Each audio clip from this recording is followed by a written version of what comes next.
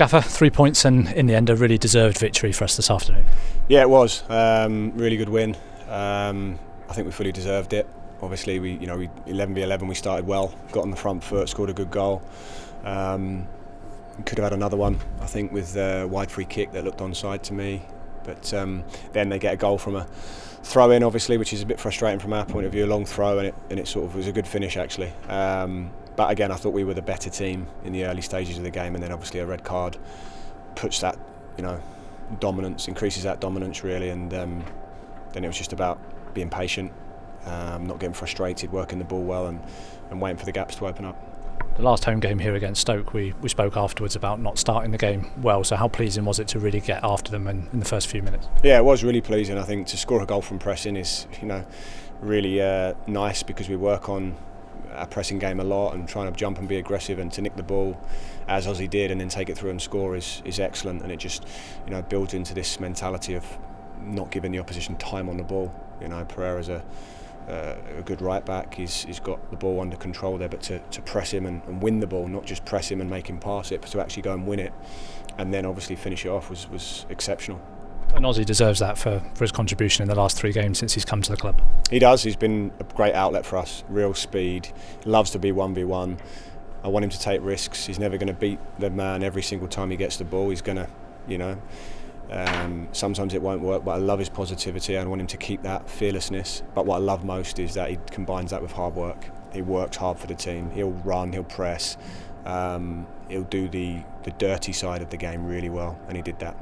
The red card just before half-time obviously changes the flow of the game, but it's not the first time that's happened to us this season where we've had a man extra. So how important was it that we stayed patient in that moment? Yeah, I think you compare it to maybe the Derby match where they went a man down, and we worked the ball. Again, we hit the bar on the post and all sorts in that game, but we didn't quite take full advantage. But I think there was a different feel to it today. I think the players felt probably we're in a different moment to where we were then. There's a little bit more confidence at the moment and fluidity, and I thought we stretched them well.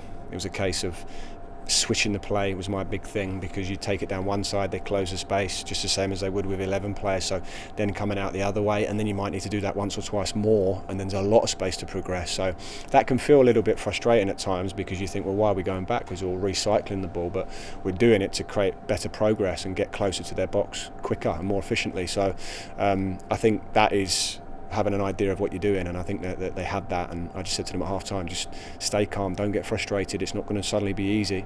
It's a psychological game now. We have to work the ball quickly but be disciplined, and the gaps will open up.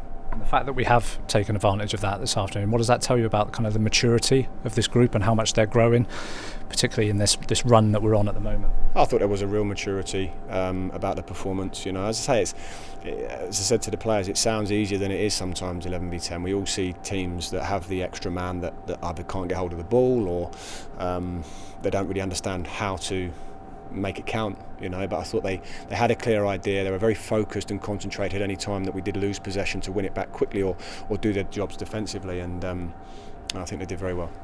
And a special word for Jay. He's been on a bit of a goal drought by his standards, and a really fine finish there, tight angle inside the box, and his celebration, he did look a bit emotional. It means a lot to him. It does mean a lot to me. He's a passionate lad. I think spoke to Jay this week. I always said to him that as a striker you'll have these little runs that you don't score. He had one last season, and I don't even, as I said to him, it doesn't really register with me, because I know he does so much more than just score goals. His energy, his intensity, the speed, how hard he works, he can link up, he can assist, so he gives us so much, but being a striker, they all feed off the goals, and that's where the confidence truly comes from. So he's got Marvin to thank for a beautiful pass through a tight gap, and then he takes it really well. Again, you say it's just him sort of through, but he's on a real angle there to get it back across into the far post with that speed is excellent technique.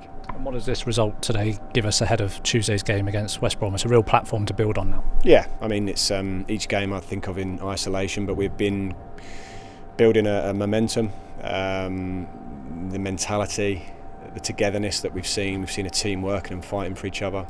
As I say to the players, it's never always going to be plain sailing, but we have to be a team and go through all the ups and downs together, and we've been on an excellent run of form.